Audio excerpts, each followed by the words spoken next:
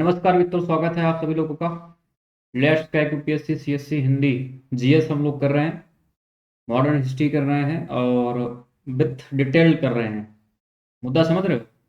Detail में कर रहे हैं। जहाँ पे मेंस का क्वेश्चन आएगा वहाँ पे मेंस का क्वेश्चन आपसे बता रहा हूँ, और जहाँ पे प्रीलिम्स के क्वेश्चन आने वाले हैं वो प्रीलिम्स के क्वेश्चन मैं बता रहा हूँ हर एक टॉपिक बाद में, जैसा कि आप देख रहे हैं।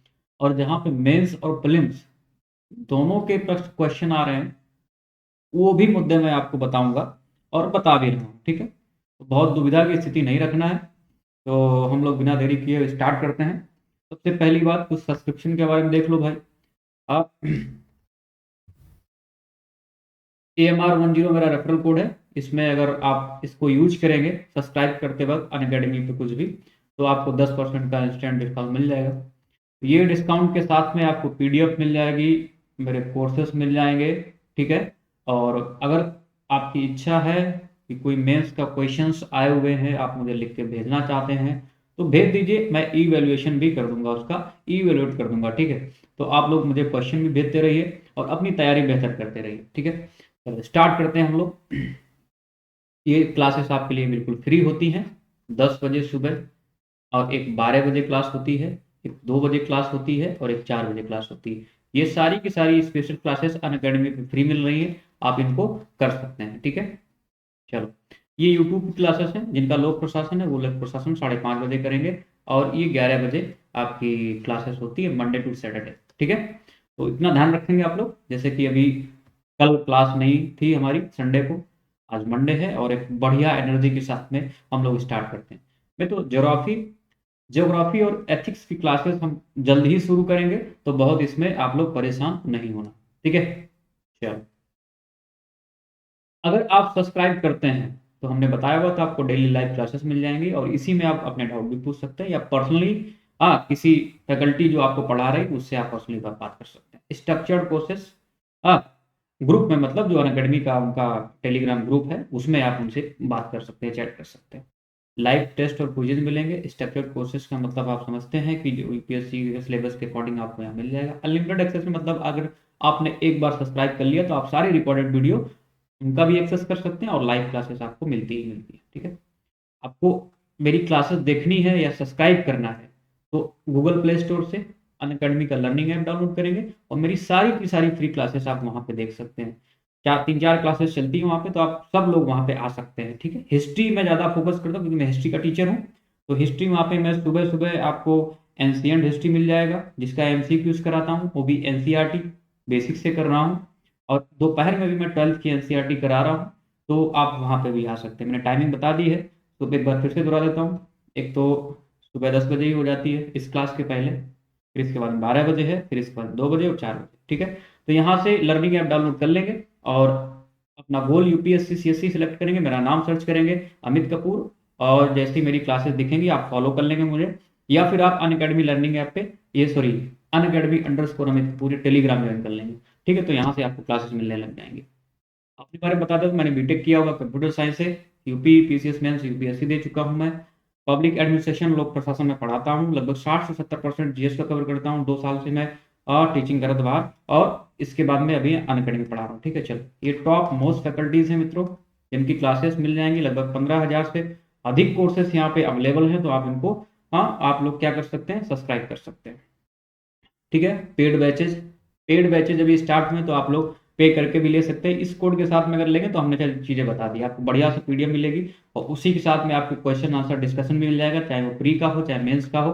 पर्सनल गाइडेंस मिल जाएगा, करंट अफेयर भी मिल जाएगा, आपको सारी चीज़ें मिल जाएंगी यहाँ पे। ठीक है, मैं बताऊंगा अभी क्या क्या मिला। 6 महीने, एक 12 महीने, 24 महीने और 36 महीने का आप सब्सक्राइब कर सकते हैं। मेरा कोड यूज करेंगे तो आपको 10% एक्स्ट्रा जो है वो ऑफ मिल जाएगा। ठीक है, ध्यान रखेंगे। आइकॉनिक का ऐसे इसी तरह से आइकॉनिक है, आइकॉनिक बेस्ट होता है। इसमें मेंटोरशिप आपको दी जाती है। मेंटोरशिप का मतलब आप समझते हैं, पर्सनल कोच दिया जाता है। तो पर्सनल कोच क्या करता है, वो सब कुछ करता है। पर्सनल कोच मतलब जो आप सोचते हैं कि कैसे करना है कैसे पढ़ना है वो सब कौन बताएगा, पर्सनल कोच बताता है। तो और मैं भी पर्सनल कोच की तरह आपके लिए काम कर सकता हूँ, तो आप इस कोड को यूज करेंगे तो सारी चीजें आपकी होती रहेंगी। ठीक है, 10% आपके साथ। ये मित्रों बैच चल रहे हैं, अभी 8 तारीख से ही स्टार्ट हो रहा है। ठीक है, तो आप समझते हैं आज से ही स्टार्ट हो रहा है। 6 मंथ का है, एक साल का ही है। हिंदी इंग्लिश बाइलिंगुअल 3 भाषाओं में है, आप देख सकते हैं। कंप्लीट 2 साल का बैच है, वो भी आज से स्टार्ट हो रहा है। एनसीईआरटी बैच है प्रीलिम्स के, वो भी आज से स्टार्ट हो रहे हैं। तो आप यहाँ पे ये सारी चीज़ें कर सकते हैं।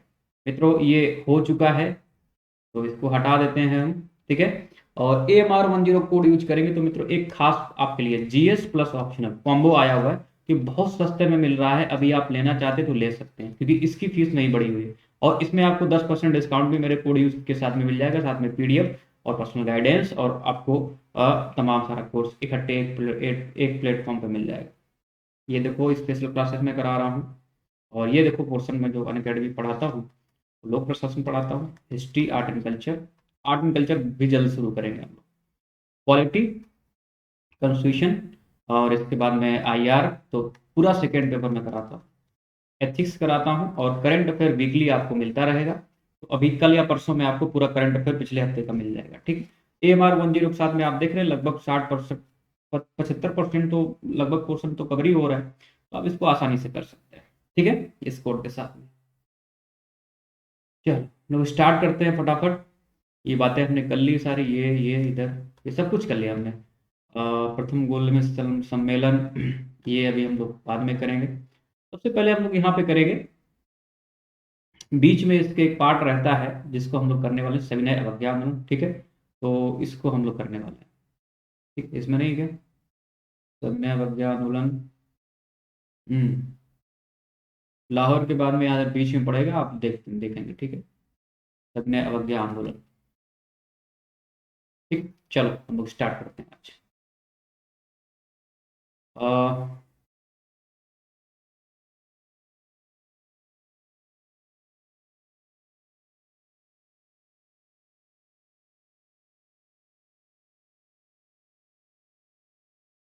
मित्रों ये हमने क्वेश्चन आंसर डिस्कशन कर लिया हुआ था, तो आप इसमें बहुत काम का नहीं है, हमने देख लिया हुआ था। अध्यक्ष उनका भाषण था। अगर कोई जो मेंस लिख रहा है ना, जो मतलब जिन्होंने ऑप्शनल है जिसका, तो वो ऐसा कर सकते हैं, ठीक है। ये हमने प्रीवियस क्वेश्चन देख लिए थे, यही सब आए हुए थे, कुछ इससे ज्यादा आगे आए नहीं हुए, 4-5 क्वेश्चन। एक खास बात, BMI है, इसको हम लोग किसमें रखेंगे, BMI भयंकर मोस्ट इंपॉर्टेंट, ठीक है। क्यों रख रहे हैं इसको BMI में हम, क्योंकि यहाँ से क्वेश्चन आते हैं, लगातार पूछे जा सकते हैं आपसे। तो आप लोग एक बार देख लेंगे कि साइमन कमीशन रिपोर्ट में और नेहरू रिपोर्ट में अंतर क्या था, ठीक है। तो सबसे पहले हम देखेंगे साइमन कमीशन की रिपोर्ट। साइमन कमीशन की रिपोर्ट जब हमने देखी हुई थी, तो उसमें हमने देख लिया हुआ था कि स्वराज जो है वो शीघ्र देने की सिफारिश नहीं की गई थी, कि ठीक है अभी आप उस लायक है नहीं कि हम आपको स्वराज दें, ठीक है। लेकिन नेहरू रिपोर्ट में यही बात दोहराई गई थी। कहा गया था कि भाई योग है इसके लिए, तो हमें औपनिवेशिक स्वराज अति शीघ्र देने की सिफारिश की गई थी, इन्होंने सिफारिश की थी, ठीक है। किसमें, नेहरू रिपोर्ट में। नहीं, ऐसा कैसे, आप हमने देखा था बर्किन हुड ने कैसा चैलेंज दिया हुआ था, है, उन्होंने कैसा चैलेंज दिया था कि आप मुझे ये कोई एक ऐसा बंदा बता दीजिए, कोई ऐसा इंसान बता दीजिए तो पूरे भारत के लिए या जो सबको मान्य हो, उस तरह का कोई संविधान बना के दिखाए। तो मोतीलाल नेहरू ने ऐसा किया हुआ था। सारे दल एक साथ मिल के आए हुए थे, हमने देखा हुआ था। और उन्होंने क्या किया हुआ था, अपनी नेहरू रिपोर्ट 1928 में दी हुई थी, ठीक है। तो साइमन कमीशन और उसके जो विरोध में नेहरू रिपोर्ट आई हुई थी, उसमें हम लोग मूल अंतर देखेंगे। और उस मूल अंतर को देखते हम देखेंगे उसमें क्वेश्चन कहाँ से आते हैं। और मित्रों यहाँ से बहुत क्वेश्चन पूछे जा सकते हैं, देखो कहाँ से पूछे जा सकते हैं, ठीक है। तो इसको हम लोग देख लेते हैं। सबसे पहली बात, यहाँ पे इसने क्या किया हुआ था, औपनिवेशिक स्वराज। औपनिवेशिक स्वराज की आप बात समझ रहे हैं, इसका मतलब होता है डोमिनियन स्टेट। तो डोमिनियन स्टेट की जो मांग है साइमन कमीशन रिपोर्ट में क्या है, उसको नहीं देने की सिफारिश की गई थी, हमने देखा हुआ था। लेकिन नेहरू रिपोर्ट की जब हम बात करते हैं, तो यहाँ पे ये डोमिनियन स्टेट की या औपनिवेशिक स्वराज की शीघ्र, अति शीघ्र देने की सिफारिश कर रहे थे, मुझे अति शीघ्र दिया जाए, हम उसके काबिल हैं, ठीक है। तो यहाँ पे ये पहला अंतर है। दूसरा अंतर है इसमें, आप देखेंगे कि केंद्र एवं प्रांतों में उत्तरदायी शासन की स्थापना का विरोध किया गया हुआ था, ठीक है, यहाँ पे। लेकिन एक खास बात और आप देखेंगे कि यहाँ पे प्रांतों में तो उत्तरदायी शासन की बात कही गई थी, यहाँ पे थोड़ा सा आप लोग चेंज करेंगे, लेकिन केंद्र की बात नहीं की गई थी। केंद्र में क्या बोला था कि उत्तरदायी शासन अभी नहीं होगा, ठीक है। तो ये ध्यान रखेंगे आप लोग, साइमन कमीशन।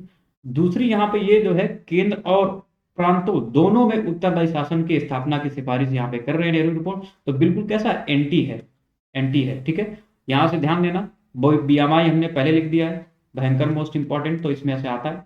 इसके बाद में तीसरा पॉइंट देखेंगे, गवर्नर जनरल के अधिकारों में कोई कमी नहीं की गई थी, लेकिन हमने देखा हुआ था नेहरू रिपोर्ट में गवर्नर जनरल को केवल संवैधानिक प्रमुख का स्तर दिया गया था, दर्जा दिया गया था नेहरू रिपोर्ट में, ठीक है। हमने देखा हुआ था कि कार्यकारिणी का जो परिषद का जो प्रमुख होगा वो कौन सा होगा, गवर्नर जनरल। तो सिर्फ एक संवैधानिक प्रमुख का दर्जा जो है वो नेहरू रिपोर्ट में दिया गया था गवर्नर जनरल को। इसके बाद में हम लोग बात करते हैं अगले पॉइंट पे। यहाँ पे देखो एक और मूल अंतर क्या है, इस सांप्रदायिक आधार पर चुनावी व्यवस्था को जारी रखने की सिफारिश की गई थी, इस पे भी हमने बात कर ली हुई थी, ठीक है। और यहाँ पे देखेंगे कि नेहरू रिपोर्ट में यहाँ पे कुछ चेंज किए गए थे जिस पे हमने बात की थी। यहाँ पे हमने देखा हुआ था सामूहिक प्रतिनिधित्व के आधार पर निर्वाचन की सिफारिश की, और इसने मुसलमानों के लिए कुछ सीटें आरक्षित करने का भी क्या किया हुआ था, सुझाव दिया हुआ था। सामूहिक समझ रहे हैं सभी, सभी को एक साथ में लेते हुए, ठीक है। तो यहाँ पे ये सामूहिक प्रतिनिधित्व के आधार पर निर्वाचन की बात सिफारिश कर रहे थे कि संयुक्त निर्वाचन होना चाहिए, और मुसलमानों के लिए कुछ सीटें आरक्षण की भी उन्होंने बात कही थी कि जहां पे मुसलमान अल्पसंख्यक हैं वहां पे हमें क्या है, सीटें मुसलमानों के लिए आरक्षित कर देनी चाहिए। लेकिन बंगाल और बंगाल और एक पंजाब में, ठीक है, बंगाल और पंजाब में ऐसा नहीं, क्योंकि वहां पे मुस्लिम कैसे थे, बहुसंख्यक थे। तो नेहरू रिपोर्ट में ये कहा गया था कि जहां पे मुसलमान अल्पसंख्यक हो तो उनके लिए क्या कुछ सीटें आरक्षित कर दी जाए। इसके बाद में अगर हम बात करें साइमन कमीशन की, तो साइमन रिपोर्ट में आप देखेंगे कि मौलिक अधिकारों का कोई उल्लेख नहीं किया गया था, साफ साफ बात। लेकिन आप नेहरू रिपोर्ट की बात करें तो नेहरू रिपोर्ट में नागरिकों के लिए मौलिक अधिकारों की सिफारिश की गई है यहाँ पे, ठीक है। इनके लिए क्या सिफारिश की गई, हमने बताया था आपको कि जैसा कि आप संविधान का आर्टिकल 19 देखते हैं उसमें जैसी मांगे नेहरू रिपोर्ट में कही गई थी, ठीक है। उसमें एक दो लिखी भी थी, हमने बताया था आपको। तो यहाँ पे मौलिक अधिकारों की, नागरिकों के मौलिक अधिकारों की मांग कर रहा है। तो ये मूल अंतर है इसमें। और एक और मूल अंतर क्या है कि वयस्क मताधिकार के आधार पर प्रत्यक्ष चुनाव कराने की सिफारिश नहीं की गई थी, ठीक है। प्रत्यक्ष चुनाव वो भी कैसे, वयस्क मताधिकार के आधार पर नहीं ली। लेकिन आप नेहरू रिपोर्ट की बात करेंगे तो यहाँ पे वयस्क मताधिकार के आधार पर प्रत्यक्ष चुनाव कराने की सिफारिश की गई थी कि अब हम उस लायक हो चुके हैं, हम तैयार हो चुके हैं, हम वयस्क मताधिकार पर के आधार पर प्रत्यक्ष चुनाव कराने की सिफारिश आप करिए, हम ऐसा कर सकते हैं, ठीक है। तो यहाँ पे ये सिफारिश की गई थी। और इसके बाद में हम देखते हैं एक लास्ट और है जिसका जो मूल अंतर है, वो कहते हैं कि भारत के लिए प्रतिरक्षा समिति, ठीक है, संघ लोक सेवा आयोग और उच्चतम न्यायालय इत्यादि की स्थापना का कोई यहां पे आप देखेंगे क्या है, कोई भी उल्लेख आपको नहीं मिलेगा, ठीक है। लेकिन जब आप बात करेंगे नेहरू रिपोर्ट की, तो नेहरू रिपोर्ट में उच्चतम न्यायालय, एक उच्च न्यायालय, सॉरी यहाँ पे उच्चतम रहेगा, तो यहाँ पे आप देख लेंगे उच्चतम रहेगा लिखा हुआ, उच्चतम न्यायालय, प्रतिरक्षा समिति और लोक सेवा आयोग की स्थापना की सिफारिश की गई थी। तो ये मूल अंतर है, यहां से लगातार क्वेश्चन पूछे जाते हैं। एक दोबारा और आप लोग देखेंगे, जाके पढ़ना है आपको, रट्टा मारना है और छापना है उसी तरह से, ठीक है। रट्टा मारना है उसी तरह से छापना है। यहाँ पे मैं उच्चतम न्यायालय लिख देता हूँ, उच्चतम, ठीक है। तो ये मूल अंतर था, इसमें से क्वेश्चन पूछे जाते हैं। नेक्स्ट तक हम लोग देखते हैं सविनय अवज्ञा आंदोलन, सिविल डिसओबीडियंस मूवमेंट, यहाँ पे हम लोग बात करते हैं। गांधी जी की 11 सूत्री मांगे कैसे स्टार्ट कैसे होता है, सबसे पहले हमने देख लिया हुआ था, गांधी जी ने कहा हुआ था, तो वो बात खत्म हो गई। हम लोग चलते हैं, थोड़ा सा पीछे चलते हैं, हल्का सा पीछे चलते हैं, बात करते हैं वहां पे कि जब कलकत्ता अधिवेशन हुआ है,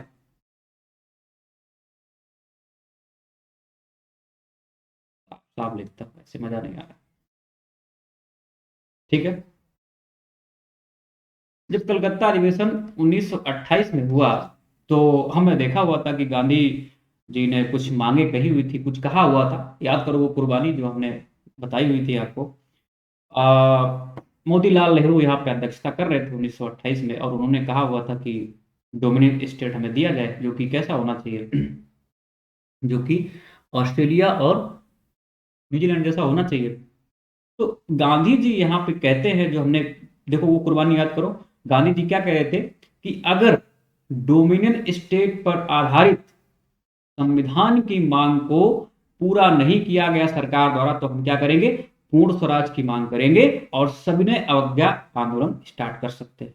तो ये धमकी जो है गांधी जी द्वारा कब दी गई है, ये धमकी आप याद करो कुर्बानी, जब हमने कहा हुआ था, क्या आपने पढ़ा हुआ है, सविनय अवज्ञा आंदोलन की पृष्ठभूमि, background of civil disobedience movement और कलकत्ता अधिवेशन 1928।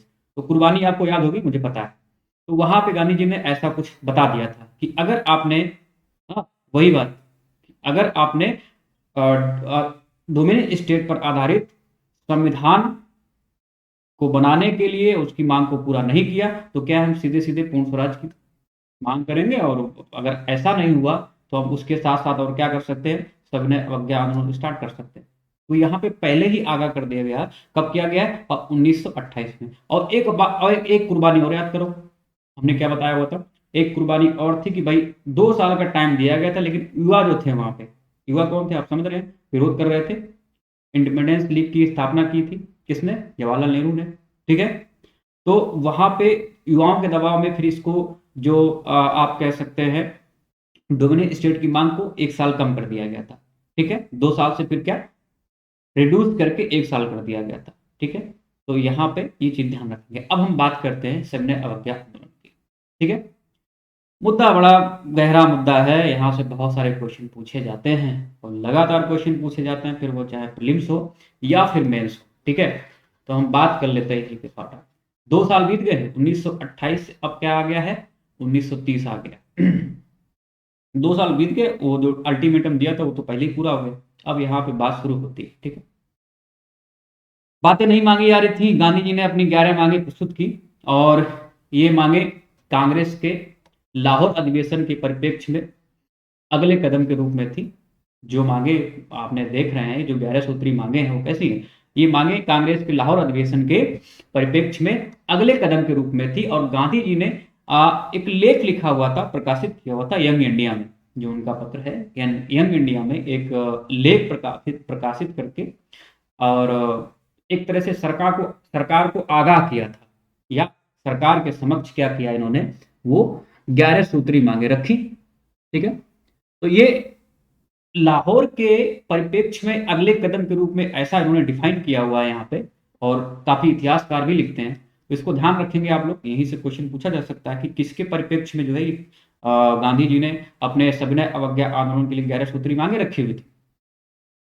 तो ये ध्यान रखना, लाहौर अधिवेशन का परिप्रेक्ष्य यहाँ पे लिया गया है, और बाकी कोई रीजन नहीं था, तो इसको ध्यान रखेंगे। तो उन्होंने एक यंग इंडिया में अपना लेख लिखा हुआ, और सरकार के समक्ष जो है वो 11 सूत्री मांगे रखी, और इन मांगों को स्वीकार अस्वीकार करने के लिए उन्होंने फिर से एक अल्टीमेटम दिया, कहा कि उसे 31 जनवरी 1930 तक क्या स्वीकार कर लिया जाना चाहिए, नहीं तो फिर हम क्या करेंगे, यही करेंगे जो ऊपर लिखा है, ठीक है मित्रों। तो यंग इंडिया के माध्यम से पहले बताते हैं, सामने नहीं जाते हैं बिल्कुल से कि नहीं हम जाके और बोले कि नहीं ऐसा है, कोई पत्र लिखना है, ऐसा कुछ नहीं था। सिर्फ का एक सार्वजनिक उन्होंने कर दिया हुआ था कि हम, अब गांधी जी बड़े चालाक, आप समझो करिश्माई नेता, इज अ वेरी कैरिस्मेटिक, आप देखो इन पे रिसर्च होती रहती है अमेरिका में, उधर वो सब बहुत रिसर्च करता है इन पे, गांधी जी पे, कि कैसे ये पूरा इतने करोड़ जनसंख्या को कैसे अकेले ही साध रहे थे जाके। तो करिश्माई नेता थे। पर सबसे पहले यंग इंडिया में उन्होंने क्या एक लेख लिखा, सरकार से डायरेक्ट कोई रूबरू नहीं हुए जाके, कोई बातचीत नहीं, सिर्फ क्या जनता को सार्वजनिक सबसे पहले करना देना चाहते थे। तो क्या जनता एक अपने मन में ये बना ले, फोकस बना ले कि नहीं गांधी जी कुछ करने वाले, तो सबसे पहला लेख लिखा और मांगे रखी, और 31 जनवरी 1930 तक का समय दिया है। डायरेक्ट नहीं गए, ध्यान रखेंगे आप। फिर इसके बाद हम लोग चलते हैं, और ये मांगे कुछ इस तरह की थी, देखो किस तरह की मांगे हैं वो मांगे, एक बार देख लो। पहली मांग किसके लिए है, और दूसरी मांग किसके लिए, और तीसरी मांग किसके लिए। इनका रट्टा मारना पड़ेगा आपको, ठीक है, इनका रट्टा मारना पड़ेगा। एक बार मैं समझाता हूं पहले। एक तो पहली मांग जो थी वो थी सामान्य हित से संबंधित कुछ मुद्दे थे, और दूसरी एक मांग थी विशिष्ट जो बुर्जुआ वर्ग था उनकी मांगे थी। हाँ, जो बुर्जुआ वर्ग था वो मांगे थी, मतलब जो आप कह सकते हैं एक तरह से बुर्जुआ वर्ग को हम लोग क्या बोलते हैं, जो थोड़ा सा ठीक ठाक होता है स्थिति में, ठीक है। जो मतलब व्यापारी टाइप का होता है, ठीक है। तो एक बुर्जुआ वर्ग था, इलीट ग्रुप जिसको बोलते हैं हम लोग, क्या बोलते हैं, इलीट ग्रुप, जिसको विशिष्ट इलीट ग्रुप जो होता है। तो उनकी एक मांगे थी, और एक थी किसानों की विशिष्ट मांगे। अब गांधी जी इतनी सारी मांगों, देखो 3 फेज में बांटा गया, एक तो सामान्य हित थे सबके, और दूसरा था इसके बाद में बुर्जुआ वर्ग जो था, इलीट ग्रुप था उसके, और एक था यहाँ पे फार्मर। तो किसानों का आंदोलन अभी चल रहा है, तो इसको थोड़ा सा ध्यान में रखेंगे। तो यहाँ पे 3 मांगे रखी, और इसको आपको रट्टा मारना पड़ेगा, देखेंगे। तो सबसे पहले हम बात करते हैं कि सामान्य हित से संबंधित कुछ मुद्दे जो थे वो कौन से मुद्दे थे, एक बार देखते हैं, रटना एक बार, ठीक है। सबसे पहले मुद्दे की हम लोग बात कर रहे हैं, उसमें है सिविल सेवाओं तथा सेना के व्यय में 50% तक की कमी। मित्रों यहाँ पे बीएमआई इसको लिखना है, भयंकर मोस्ट इंपॉर्टेंट, पूछा जाता है खूब क्वेश्चन यहाँ से, ठीक है। मैं अभी बताऊंगा आपको, जब इसको खत्म करने के बाद हम लोग क्या करेंगे, previous year question paper discuss करेंगे हम लोग, चाहे वो मेंस का हो या फिर पीटी का हो, तो इसको ध्यान रखेंगे। ऐसे आप लोग देखो, अभी हवा हवाई अगर बात कर लोगे, तो जो यूट्यूब पे इतना लोग पढ़ा रहा है आप लोगों को, एक जनरल सी बात समझो, कोई क्वेश्चन ही नहीं डिस्कस करता है, ना आपके पास में पीडीएफ में ना क्वेश्चन रहता है, ना कुछ भी नहीं रहता है, सब वो पढ़ा के निकल जाता है ऐसे फैक्ट फैक्ट फैक्ट करके। अब क्वेश्चन जब आता है, देखो, जब कोई क्वेश्चन आपके पास मेंस का आएगा, प्रीलिम्स का दिखेगा क्वेश्चन, तब ना आपको लगेगा कि हाँ हमने तैयारी की हुई है। अभी वो सब पढ़ा के, मैं देख रहा हूँ, पढ़ा के चला जाता है, और खूब एकदम से वो तमाम सारा लोग उधर लाइक वाइक करता रहता है, शेयर करता है, तो क्या है, फर्जी है। कोई क्वेश्चन आपका मेंस प्रीवियस ईयर में जो आया वो लिखे, मेंस का। ऑप्शनल सब्जेक्ट में अगर कोई चीज पढ़ा रहा है तो उसका ऑप्शन, भाई क्योंकि ऑप्शनल का भी कभी कभी कभी ना कभी जीएस में पूछा जा सकता है। तो एक तो ऑप्शनल के भी आपके पास में होने चाहिए सारे क्वेश्चन, फिर प्रीलिम्स के होने चाहिए क्वेश्चन, ऐसे पढ़ाई होती है ना जी। अब क्या कर सकते हैं, छोड़ो, हम लोग बात करते हैं। तो हम लोग बात करते हैं यहाँ पे सामान्य मुद्दे पे, सबसे पहले मुद्दे पे हम लोग बात करते हैं, इस पे बात करते हैं। पहला है, सिविल सेवाओं तथा सेना के व्यय में 50% तक की कमी करी जाए, सबसे पहली बात है। दूसरा उन्होंने मुद्दा रखा कि नशीली वस्तुओं के विक्रय पर जो है पूर्ण रोक लगा दी जाए। लेकिन यहाँ पे आप ये समझिए कि पूर्ण रोक लगाना ठीक था, अभी हम इसको भी समझेंगे, क्या जो सविनय अवज्ञा उन्होंने शुरू किया हुआ है, नशीली वस्तुओं पे विक्रय पर पूर्ण रोक लगा दी जाए।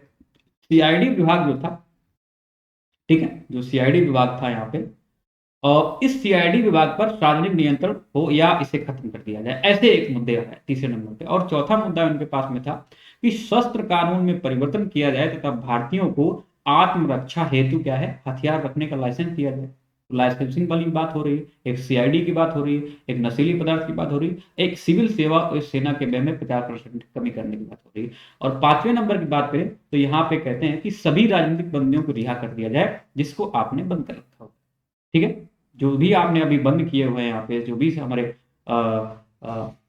आपने देखा होगा ना, जब गांधी जी को गिरफ्तार किया गया था उस टाइम पे, अभी जब हम पढ़ रहे थे पिछले पेज में, तो बताया तो था आप लोगों को कि गांधी जी को जब गिरफ्तार कर लिया गया हुआ था, ठीक है, तो काफी लोग बंदी बना लिए गए थे, तो यहाँ पे बोला कि सभी राजनीतिक बंदियों को रिहा कर दिया जाए और डाक आरक्षण बिल पास किया जाए, ठीक है। डाक आरक्षण बिल जो है उसको पास किया जाए। तो ये सारे मुद्दे थे वहां पे जो सामान्य हित से मेल खा रहे थे। और सेकेंड पेज पे हम चलते हैं, जो एलीट ग्रुप था उनकी क्या डिमांड थी। सबसे पहला उनका क्या है कि रुपए की जो विनिमय दर है उसका घटाकर 4 सीलिंग पेंस कर दी जाए, ठीक है, घटाकर 1 सीलिंग 4 पेंस की जाए, ठीक है। तो यहाँ पे ये विनिमय दर पे बात कर रहे थे, क्योंकि थोड़ी एलीट ग्रुप है, बुर्जुआ वर्ग है, तो ये व्यापारी की तरफ अपना काम करता है एक तरह से। दूसरा यहाँ पे पॉइंट कह रहा है कि रक्षात्मक शुल्क लगाए जाए तथा विदेशी कपड़ों का आयात वो जो है नियंत्रित किया जाए। हमने देखा हुआ था कि जब चरखा काटा गया तो उस टाइम गांधी जी कह रहे थे कि हम जो हमारे यहाँ का जो उद्योग है, जो उद्योगपति है, उसके खिलाफ नहीं है। तो आप देखा होगा कि बिरला जी वो साथ में आ गए थे, शुरू में तो कट्टर विरोधी थे असहयोग आंदोलन के, लेकिन जब गांधी जी ने कहा कि भाई हम इनका विरोध नहीं कर सकते हैं, हाँ, तो यहाँ पे जो व्यापारी लोग हैं वो भी गांधी जी से आस लगाए बैठा हुआ है। क्या कह रहा है, कह रहा है कि रक्षात्मक शुल्क लगाए जाएं और विदेशी कपड़ों का आयात, जो आयात हो रहा है उस पर क्या है, नियंत्रित किया जाए। क्योंकि आप समझते हैं अगर विदेश से आता रहेगा तो हमारा कौन पहनेगा, ठीक है। तो विदेश से सस्ता भी आता था, अब सस्ता नहीं भी आता था तो एक तरह से अपना साम्राज्य बनाए रखने के लिए उसको सस्ता कर देते थे, हाँ, जिससे कि लोग इसका यूज करें। तो यहाँ पे ये डिमांड कर रहे थे एक एलिट ग्रुप का। एक और यहाँ पे बात करेंगे, तटीय यातायात रक्षा विधेयक पास किया जाए, ठीक है। जो रक्षा विधेयक था, क्योंकि काफी ज्यादा लूट घसोट होती थी, काफी ज्यादा चोरियां हुआ करती थी। तो तटीय यातायात जो था वहां पे रक्षा विधेयक पास किया गया, जिससे कि जो व्यापारिक गतिविधियां होती थी स्मूथली चले, डकैती चोरी जैसी जो है वो ना हो, जो समुद्री डकैती हुआ करती थी। तो एक तरह से यहाँ पे तटीय यातायात जो है वो रक्षा विधेयक पास किया जाए। तो यहाँ पे ये एलीट ग्रुप है। एक तीसरा जो है वो सबसे मेन है यहाँ पे ध्यान देंगे, नंबर 3 पे है यहाँ पे कि किसानों की विशिष्ट मांगे। अब वो क्या थी, सब अलग अलग फेज में आप लोग रट्टा मारेंगे, हमको ऐसे समझा रहा हूँ बात। तीसरे यहाँ पे तीसरे ग्रुप में हम लोग चलते हैं, कहा था किसानों की विशिष्ट मांगे क्या थी, वहां पे देखते हैं। ये इस तरह है, पहला यहाँ पे कि लगान में 50% की कमी की जाए। जो लगान जो किसानों द्वारा वसूल किया जाता था, उसने बोला कि 50% कमी कर दी जाए। एक और मुद्दा है यहाँ पे जो सबसे दबा कुचला सबसे लास्ट में आपको दिख रहा है, और यही चिंगारी भड़काता है। यही कहीं ना कहीं क्या है, हमारी स्वतंत्रता का आधार तय करता है, आधार हमको एक बेस बना के दे रहा है। क्या है, नमक कर समाप्त कर दिया जाए एवं नमक पर सरकारी एकाधिकार कैसे खत्म कर दिया जाए। मुद्दे समझ रहे हैं आप लोग। सबसे आप देखो कहां से शुरू हो रहा है, सामान्य हित के मुद्दे, विशिष्ट बुर्जुआ वर्ग की मांगे, इसके बाद में किसानों की विशिष्ट मांगे। ठीक है, तो ये इस तरह से चल रहा है। और सबसे जो लास्ट में है जो किसानों की मांगे हैं, गांधी जी का कहीं ऐसे हो सोच रहे हैं कि किस पे बहुत सारे मुद्दे हैं उनके पास में। तो ये पूरी 11 हो गई, देख लो, 6 और 5 11, 11 मांगे हैं पूरी। गांधी जी सोच रहे हैं कि क्या किया जाए, तो उनके दिमाग में कुछ आता है ऐसा। और अब मैं एक चीज और मैं यहाँ पे आपको डिस्कस करते हुए चलूं, जब मैं असहयोग आंदोलन की बात कर रहा, जब मैं पढ़ा रहा था असहयोग आंदोलन को, तो हमने बताया था कि गांधी जी जो है ऐसे मुद्दे को चुनते थे जो सबको मान्य हो, और उनका जो आंदोलन होता था, या जो उनके कह सकते हैं विचार, आप कह सकते हैं कोई प्रस्ताव रखते थे, वो कैसा होता था, कार्यक्रम प्रधान होता था। कैसा होता था, कार्यक्रम प्रधान। और कार्यक्रम प्रधान जैसे मुद्दे जब होते हैं, तो आपने बताया था, आपको याद करो वो कुर्बानी, कि जो कार्यक्रम प्रधान मुद्दे होते हैं वो कोई एक इंसान लीड नहीं करता है। कार्यक्रम प्रधान का मतलब होता है कि एक बच्चे से लेके बूढ़े तक का उसको लीड करता है, क्योंकि वो अपना समझता है कि हाँ नहीं, इसको जो है हमें ही करना है, कोई दूसरा करवाने नहीं आएगा। तो यहाँ पे जो भी जितने भी आप देखेंगे आंदोलन हुए हैं, सारे के सारे गांधी जी के आंदोलन कार्यक्रम प्रधान थे, नेतृत्व प्रधान नहीं थे। उनको पता था कि अगर नेतृत्व गिरफ्तार भी हो जाए तो भी क्या है, आंदोलन चलते रहना चाहिए। ठीक है, तो जब कार्यक्रम प्रधान कोई आंदोलन होता है तो सब अपनी जिम्मेदारी से काम करते हैं, क्योंकि उनको लगता है ऐसा कि ये इसको कर सकते हैं, और बहुत ही साधारण मुद्दे होते थे यहाँ पे। ठीक है, तो ये किसानों की विशिष्ट मांगे। और यहाँ पे हम लोग बात करते हैं कि ये जो लास्ट वाला है, इस यहाँ पे देखेंगे तो 11वीं मांग है, लगभग 11वीं मांग है, मतलब आखिरी कह सकते हैं आप लोग, क्योंकि सबसे लास्ट में आया हुआ था कि नमक कर समाप्त किया जाए और नमक पर जो सरकारी एकाधिकार है उसको खत्म कर दिया जाए। तो यहाँ पे हम लोग बात, नेक्स्ट कुछ इस तरह से है। ये सारी मांगे हो गई यहाँ पे। हुआ क्या, फरवरी तक अल्टीमेटम आप देख रहे हैं यहाँ पे 31 जनवरी बोला हुआ था उन्होंने। क्या बोला हुआ था, 31 जनवरी, जो हमने अभी देखा हुआ था, जो उनका एक लेख है जो कि यंग इंडिया में छपा हुआ है लेख, उनमें क्या कहा था कि 31 जनवरी 1930 तक की जो है कि इस पे आप गौर करें, नहीं तो हम क्या करेंगे। जो 11 मांगे थी, अगर नहीं आपने मानी तो क्या है, हम सबने अवज्ञा आंदोलन स्टार्ट कर देंगे। ऐसा उन्होंने सिर्फ बोला हुआ है कि सबने अवज्ञा आंदोलन हम स्टार्ट करेंगे। ठीक है, कि 11 अगर मांगे ऐसे नहीं उन्होंने पूरी की। उसमें कोई नमक वमक कर नहीं है। ये तो आप कभी क्वेश्चन अगर पूछा जाए आपसे कि उसमें नमक कर जैसा मुद्दा उन्होंने लिख के दिया, ऐसा कभी नहीं किया था, और सामने से रूबरू भी नहीं हुए थे। ठीक है, अब हुआ क्या, उन्होंने 11 सूत्री जो उनकी मांगे थे हमने देख लिया हुआ। अब जनवरी 31 तक अल्टीमेटम दिया। हुआ क्या कि फरवरी जैसे स्टार्ट हुआ, तो फरवरी तक, फरवरी 1930 तक मांगों के संबंध में कोई सकारात्मक उत्तर नहीं आया। सरकार की तरफ से ऐसा कोई उत्तर नहीं आया। जब उत्तर नहीं आया तो क्या हुआ, साबरमती में कांग्रेस कार्य समिति की बैठक हुई, और जो भी जिम्मा था वो सब सारा का सारा दारोमदार किसके, गांधी जी के कंधों पर डाल दिया गया। गांधी जी के कंधों पर डाल दिया गया और इनसे कहा गया कि वो डिसाइड करें सविनय अवज्ञा आंदोलन किस मुद्दे को लेकर कब और कहां से शुरू किया जाए। और फरवरी के अंत तक आते आते, फरवरी के अंत तक आते आते ये निश्चय किया गांधी जी ने, ध्यान रखना कार्यक्रम प्रधान, ये निश्चय किया कि नमक के मुद्दे को सविनय अवज्ञा आंदोलन का केंद्रीय मुद्दा बनाया जाए। ठीक है, बात हो गई यहां पे। वो याद करो कुर्बानी, यंग इंडिया, लेख 31 जनवरी 1930, मांगे नहीं पूरी की तो ऐसा हो जाएगा। और मांगे हमने देखी, और मांगे उस पर कोई सकारात्मक उत्तर नहीं आया। साबरमती में कांग्रेस कार्य समिति की बैठक, सारा दारोगा गांधी जी पे, और उसे कहा गया डिसाइड करें कि सविनय अवज्ञा आंदोलन की किस मुद्दे कहां से और कब शुरू करना है। फरवरी के अंत में निश्चय कर लिया गांधी जी ने कि नमक के मुद्दे को सविनय अवज्ञा आंदोलन का केंद्रीय। अब नमक को ही क्यों केंद्र बिंदु, सविनय अवज्ञा का केंद्र बिंदु माना गया, इस पे हम लोग बात करते हैं अभी। चलो, गांधी जी ने नमक को सविनय अवज्ञा आंदोलन में केंद्रीय मुद्दे के रूप में क्यों चुना? वाई, क्यों चुना? बाकी डिटेल्ड माल जो है वो नेक्स्ट पेज पर है, एक बार पढ़ के सुना दूंगा, ठीक है? एक बार मैं पढ़ के सुना दूंगा, पहले इसको देख लेते हैं फटाफट। क्यों चुना, बात करते हैं।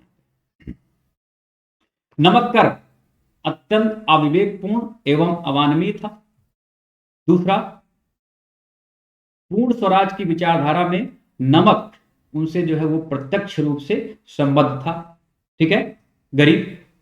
तीसरा यहाँ पे है कि नमक जो है गरीब व्यक्ति को प्रभावित करता था। और चौथा है, भावात्मक रूप से यह खादी के समान गरीबों की आत्म सहायता का एक प्रमुख माध्यम बन सकता था कि वो नमक अपना बनाए और थोड़ा सा बेचे, खाएं।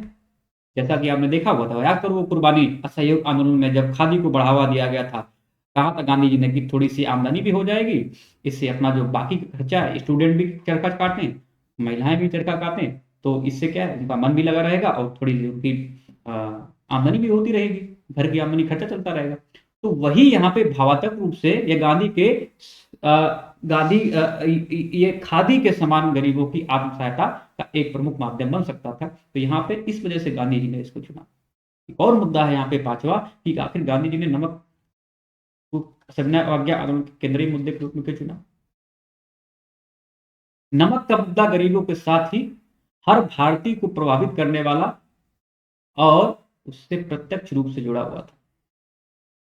ठीक है भाई, नमक जैसी चीज पे अगर आप इतना भारी टैक्स लगाओगे, जो कि एक आम जनता बना नहीं सकती है, कुछ कर नहीं सकती, तो गांधी जी ने ये चीजें देखी। एक बार डिटेल देख लो, तो ये सारे मुद्दे, ये सारे क्या है मुद्दे आपके पास में है कि नमक जैसा कर तो अमानवीय है, अत्यंत अमानवीय है, अविवेकपूर्ण है। ठीक है, नमक उनसे प्रत्यक्ष रूप से क्या है, संबद्ध है पूर्ण स्वराज की विचारधारा में। नमक गरीब के व्यक्ति को प्रभावित करता है, भावात्मक रूप से बिल्कुल वैसे ही जैसे हुए खादी के समान गरीबों की आज सहायता के लिए जैसे खादी का बढ़ावा दिया गया था, वैसे क्या नमक, और नमक का मुद्दा गरीबों के साथ ही हर भारतीय को प्रभावित करने वाला और प्रत्यक्ष रूप से जुड़ा हुआ। अब एक बार डिटेल देख लो भाई, क्या है यहाँ पे। पहला मैं पढ़ के सुनाता हूँ, गांधी जी ने नमक सत्याग्रह क्यों ही चुना। ठीक है, सुन लो एक बार पढ़ के, वही जो मुद्दे आपने पढ़े हुए एकदम डिटेल में देख लो, पढ़ के सुना देता हूँ। जैसा कि गांधी जी ने कहा, पानी से पृथक नमक की कोई चीज नहीं है, सॉरी, पानी से पृथक नमक नाम की कोई चीज नहीं है जिस पर कर लगाकर सरकार करोड़ों लोगों को क्या भूखा मार मार सकती है तथा असहाय, बीमार और विकलांगों को पीड़ित कर सकती है। इसलिए यह कर अत्यंत अविवेकपूर्ण एवं अमानवीय है, जिसका उपयोग मानवता के विरुद्ध किया जाता है। जो ये टैक्स लगाया जा रहा है, इसका उपयोग क्या है, अमानवीय है, अविवेकपूर्ण है, इसका उपयोग कैसा है, मानवता के विरुद्ध है। गांधी जी ने यहाँ पे ये क्या, मैं डिटेल में पढ़ रहा हूं। दूसरा, पूर्ण स्वराज की विचारधारा में नमक उनसे प्रत्यक्ष रूप से संबद्ध था, हमने देख लिया। क्योंकि ऐसा क्यों था, क्योंकि ग्रामीण जनता के दुखों को व्यक्त करने का सबसे सशक्त और सम्मान मुद्दा था। आप समझो ना, गांव में किस भावात्मक लोग लगे रहते हैं, और थोड़ा सा आपने कुछ सेंटी होकर कुछ बोल दिया तो क्या है, पूरा एकदम से इकट्ठा हो जाते हैं सब। ठीक है भाई, उतनी तो पॉलिटिक्स खेल नहीं पाते हैं बहुत ज्यादा, अब तो होने लग गया गांव में भी, लेकिन क्या है उस अभी आप कई सारे ऐसे गांव हैं, तो अभी भी यहाँ पे बहुत ज्यादा जो ग्रामीण होते हैं बहुत साफ दिल के होते हैं। ठीक है, हाँ ये अलग बात है कि बहुत से अच्छी नहीं होती, तो लड़ाई झगड़ा खूब होता रहता है, लेकिन फिर भी कई जगह आप देखेंगे सबसे जो साफ दिल के होते हैं पहाड़ी लोग होते हैं। ठीक है, पहाड़ी लोगों को अगर आप जाएंगे पहाड़ पर घूमने के लिए, तो अब तो मान लो जो सोना वोना कोई कुछ गिर गया तो क्या सब उठा के दे देते आके, लेकिन अब थोड़ा सा चेंज हो रहा है, क्योंकि जो समतल वाले हैं वो वहां पे जाते हैं पहाड़ पे, तो वही चोरी चकारी करते हैं जाके। बाकी पहाड़ी लोग बहुत साफ दिल के होते हैं, ठीक है, ध्यान रखने में। चलो इसको हम लोग बात करते हैं। तो क्या है यहाँ पे सेंटी थोड़ा सा भावात्मक, तो जनता के दुखों को व्यक्त करने का ये जो था सबसे सशक्त और सम्मान मुद्दा था। नमक गरीब व्यक्ति को प्रभावित करता था, हमने देखा हुआ था। साथ ही पूर्ण स्वराज के लिए सविनय अवज्ञा आंदोलन प्रारंभ करना किसानों को समझ में नहीं आता, मेन मुद्दा है एकदम से, कि नमक जो है वो गरीब व्यक्ति को प्रभावित करने वाला मुद्दा था। और अगर हम पूर्ण स्वराज के लिए सविनय अवज्ञा आंदोलन प्रारंभ करते तो किसानों को समझ में नहीं आता। लेकिन नमक जैसी रोजमर्रा की वस्तु पर कर लगाए जाने के विरोध में किए गए आंदोलन से किसानों का समर्थन सहजता से प्राप्त किया जा सकता था। तो इस वजह से उन्होंने देखा कि नमक एक ऐसी चीज, सबको पता है कि हाँ नमक नहीं होगा, नमक तमाम सब लोग खाता है, कोई दिक्कत नहीं। तो यहाँ पे ये किसानों को समझ में आए, आम जनता को समझ में आए, इस वजह से नमक जो है, नमक जैसे मुद्दे को उन्होंने असहयोग सविनय अवज्ञा आंदोलन का मेन जो केंद्र बिंदु आप कह सकते हैं, केंद्रीय मुद्दा ये बनाया। यद्यपि नमक का व्यय निर्धन व्यक्ति द्वारा वहन किया जा सकता था, देखा था, लेकिन भावात्मक रूप से हमने बता दिया था आपको, भावात्मक रूप से यह खादी के समान गरीबों की आत्म सहायता का एक प्रमुख माध्यम बन सकता था। इस वजह से यहाँ पे हमने केंद्रीय मुद्दा बताया। पांचवा है जो हमने पढ़ा हुआ था कि नमक का मुद्दा गरीबों के साथ हर भारतीय को प्रभावित करने वाला था, इससे प्रत्यक्ष रूप से जुड़ा हुआ था। ठीक, तो ये डिटेल में था थोड़ा सा, ठीक है। तो ये इस वजह से उन्होंने केंद्रीय मुद्दा बनाया, इस वजह से क्या किया उन्होंने, केंद्रीय मुद्दा बनाया नमक। ठीक है, नेक्स्ट देखो, अब हम बात करते हैं दांडी मार्च की। दांडी मार्च मार्च में हुआ स्टार्ट, इसलिए इसको दांडी बोलते हैं। और दांडी क्यों बोलते हैं भाई, दांडी एक गांव है। आप जाएंगे गुजरात में, समुद्र तट पे जैसे ही पहुंचेंगे तो वहां पे दांडी एक गांव है, जहां पे गांधी जी ने एक मुट्ठी जो है अपना नमक लेके, ठीक है, और इस नमक बनाया नहीं था, ध्यान रखेंगे, गांधी जी ने नमक जाके वहां बनाया जाके, ना ना, वहां पे एक मुट्ठी जो है उन्होंने नमक लेके और इस तरह से बोला था कि हम जो है इस जो नमक कर है उसको समाप्त करने का आह्वान करते हैं पूरी जनता से। ठीक है, अब बनाया नहीं था जाके वहां पे, आप लोग इस दुविधा में न रहना कि बनाया था जाके गांधी जी ने वो तमाम सारी चीजें, बस क्या एक मुट्ठी नमक उठा के ऐसे उन्होंने आश्वासन दिया हुआ था, चैलेंज किया था कि हम जो है आप पूरा एकदम से सब लोग साथ में आइए और हम इसके जो है अंग्रेजों के खिलाफ, इस तरह से तमाम, ठीक है, आह्वान किया था एक तरह से। तो दांडी एक गाँव है, इसी के यहीं पे समुद्र तट पे है, जस्ट आप जाएंगे उधर गुजरात में कच्छप के बगल में, तो वहां पे आपको दांडी एक गांव मिलेगा, तो वहां पे उन्होंने क्या किया हुआ था, उस इस दांडी नामक स्थान पे, गांव में, वहां पे उन्होंने ये नमक का नमक कानून तोड़ा हुआ था। ठीक है, तो ये इसकी शुरुआत क्या है, 12 मार्च को होती। ठीक है, एक तो मार्च में हुआ है, 12 मार्च को हुआ है, और ये मार्च करते हुए गए, पैदल मार्च करते हुए गए। ठीक है, तो देखो यात्रा कितनी, लगभग 24 दिन यहाँ पे हो रहे हैं, 12 मार्च से लेकर 6 अप्रैल तक की आप देखेंगे तो लगभग 24 दिन हो रहे हैं। ठीक है, 1930 का समय है, तो यहां से स्टार्ट करते हैं, देखते हैं कैसे शुरू होती है कहानी। 2 मार्च 1930 को गांधी जी ने वायसराय को पत्र लिखा। अब ये सीधे रूबरू हो रहे हैं, ध्यान देना आप, ये जो है वो बातें हो गई वहां पे, जो उन्होंने यंग इंडिया में लिखा हुआ था, उनकी 11 सूत्री मांगे क्या थी हमने देख लिया हुआ, क्वेश्चन वहां से पूछा जाता है। ठीक है, अब हम बात करें सीधे रूबरू हो रहे हैं, पत्र लिखे बाकायदा लीगली तौर पर। 2 मार्च 1930 को गांधी जी ने वायसराय को एक पत्र लिखा, और इस पत्र में क्या था, कहा कि ब्रिटिश शासन के दुष्प्रभाव और अपनी गैर सूत्री मांगों का उल्लेख इसमें किया उन्होंने, और इन्होंने कहा कि यदि सरकार उनकी मांगों को पूरा नहीं करेगी तो 12 मार्च को वो नमक कानून का उल्लंघन करेंगे, नमक कानून तोड़ेंगे। सीधे पत्र लिखा जा रहा है 2 मार्च को 1930, टाइम याद कर लेना आप लोग, वायसराय को एक पत्र लिखा गया जिसमें क्या है, ब्रिटिश शासन के दुष्प्रभाव और अपनी गैर सूत्री मांगों का उल्लेख किया। पहले कहां किया, यंग इंडिया में, इसके बाद में अब सीधे पत्र लिखा जा रहा है वायसराय। ठीक है, और यदि अल्टीमेटम यहां पे दिया है कि यदि सरकार ने उनकी मांग पूरा नहीं की तो हम 12 मार्च को वो नमक कानून का उल्लंघन करेंगे। और हुआ वैसे ही कि कोई सार्थक जवाब नहीं आया। मित्रों क्या हुआ, कि इन्होंने कह दिया कि हम 12 मार्च को उल्लंघन करेंगे जाके, लेकिन कोई सार्थक जवाब नहीं आया। तो क्या हुआ, जब सार्थक जवाब नहीं आया, सरकार द्वारा पत्र का कोई सार्थक जवाब न मिलने के विरोध में गांधी जी ने 12 मार्च 1930 को साबरमती आश्रम से अपने 78 समर्थकों के साथ दांडी के लिए पद यात्रा प्रारंभ कर दी। दांडी वो जो गांव है जहां पे गांधी जी नमक कानून का उल्लंघन करने गए, और 24 दिनों में 240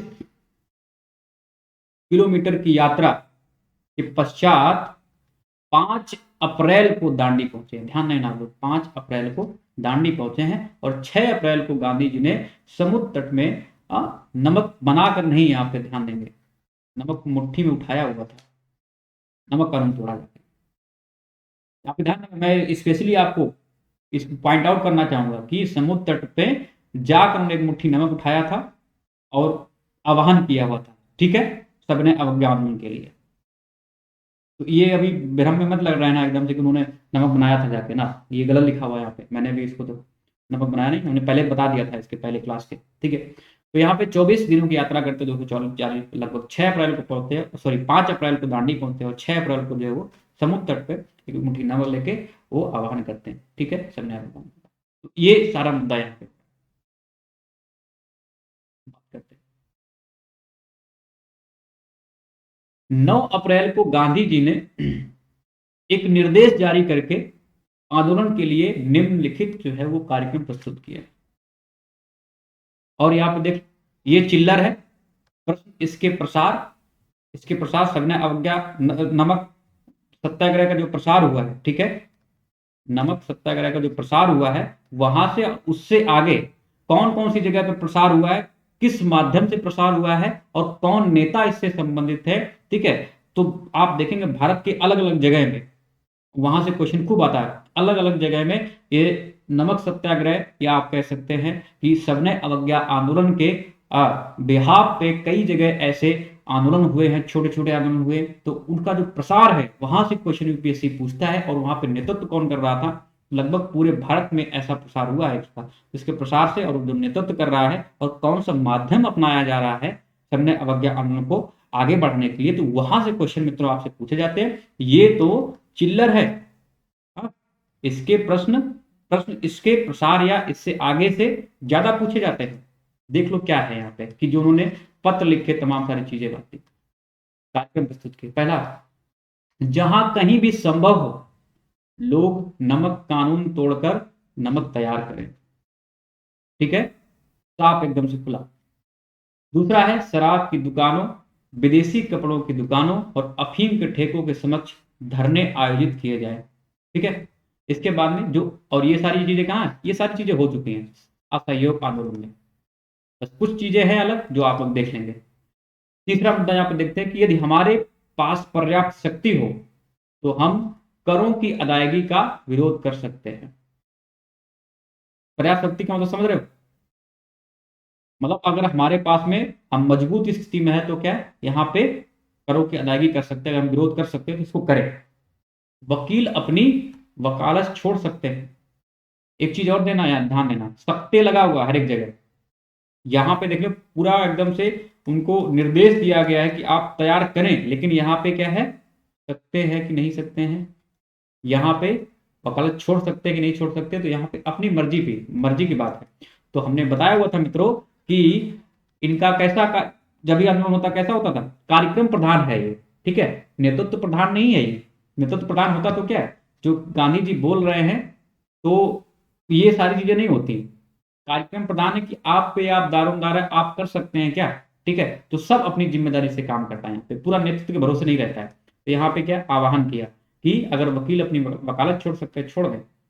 जनता याचिकाओं पर जोर लगाकर न्यायालयों का बहिष्कार कर सकती है।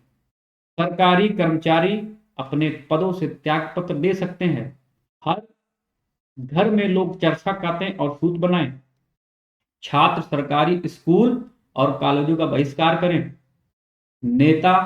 स्थानीय नेता गांधी जी की गिरफ्तारी के बाद अहिंसा बनाए रखें, अहिंसा बनाए रखने में सहयोग दें। ऐसे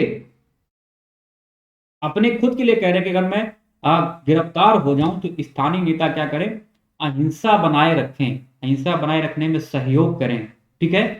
और इसके बाद में लास्ट में है कि इन सभी कार्यक्रमों में सत्य एवं अहिंसा को सर्वोपरि रखा जाए, तभी हमें पूर्ण स्वराज की प्राप्ति हो सकती है। याद करो वो कुर्बानी जब हमने देखा हुआ था असहयोग आंदोलन में, तब भी उन्होंने कहा हुआ था कि अगर जो हमने बताया हुआ है, उन्होंने जो भी मांगे रखी हुई थी उस टाइम पे, कि जो हमने बहिष्कार के लिए या हमने बहिष्कार के लिए जो चीजें उन्होंने स्वराज के लिए जो अपनी बहिष्कार की चीजें बताई हुई थी, उन्होंने कहा था सबका बहिष्कार करिए, हाँ, स्वदेशी को अपनाइए, ठीक है, स्वदेशी अपनाइए और विदेशियों का बहिष्कार करिए। तो उन्होंने कहा जो हमने मुद्दे उन्होंने सुझाए हुए थे, हमने देखा हुआ था वहां पे, तो वो मुद्दे अगर वहां पे लागू हो जाते हैं और उसी के अनुसार पूरी जनता आह्वान करती है, तो हमें क्या है, एक साल में क्या आजादी मिल जाएगी। कब बोला हुआ था? कुर्बानी असहयोग आंदोलन में। तो यहां पे भी दोहरा रहे हैं एक बार, क्योंकि एक बार क्या है, धोखा खा चुके हैं।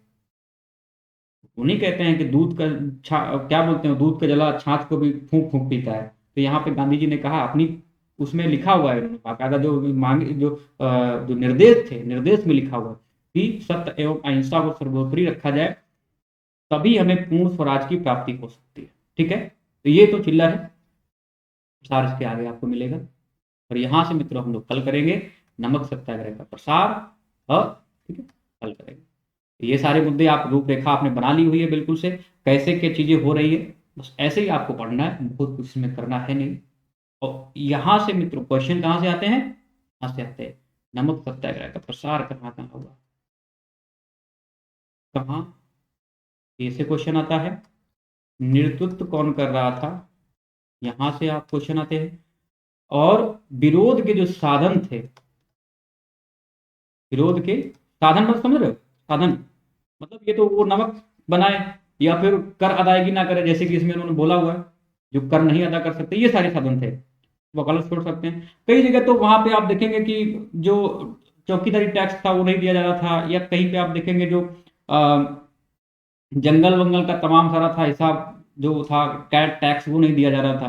तो वहां पे अलग अलग तरीके अपनाए गए, तो वहां से क्वेश्चन पूछा जाता है। और यहाँ पे देखेंगे कहाँ पे नेतृत्व किसने किया हुआ और विरोध के माध्यम कहते हैं, ठीक है, इस पे हम लोग बात करने वाले, तो कल यहाँ से करेंगे, ठीक है। आप लोग सब लोग खुश रहिए और पढ़ाई करते रहिए। एग्जाम का बहुत कम टाइम बचा हुआ है, 142 दिन सिर्फ बचा हुआ है, ठीक है, सिर्फ 142 दिन बचा हुआ है, तो आप लोग इसको करते रहिए। ये हो चुका है, इसको हटा दो। MR10 कोड यूज करते, इसको लाइक करते जाइए, शेयर करते जाइए, सब्सक्राइब भी कुछ कर लो, तो आपको बहुत अच्छा मटेरियल PDF एक क्लास की मिलती रहेगी।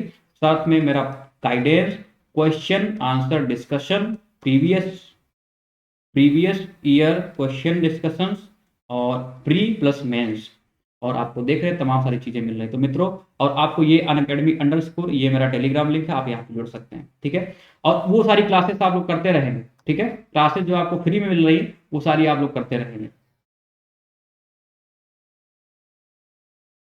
ये सारी क्लासेस आप लोग करें, फिर बिल्कुल फ्री वाली 4 क्लासेस चलती है, सुबह एक 10 बजे चलती है, एक 12 बजे चलती है, और एक 2 बजे चलती है, एक 4 बजे चलती है। पॉलिटी है, हिस्ट्री है और करंट अफेयर, ठीक है। तो आप लोग इसको, ज्योग्राफी चल रही है अब, इसकी जगह जो है ज्योग्राफी चल रही है, अभी करंट अफेयर बंद है, ज्योग्राफी चल रही है, ठीक है। तो आप लोग फटाफट इसको करते रहेंगे मित्रों, इसको सब्सक्राइब भी करते रहेंगे, तो हम लोग साथ में रहेंगे, ठीक।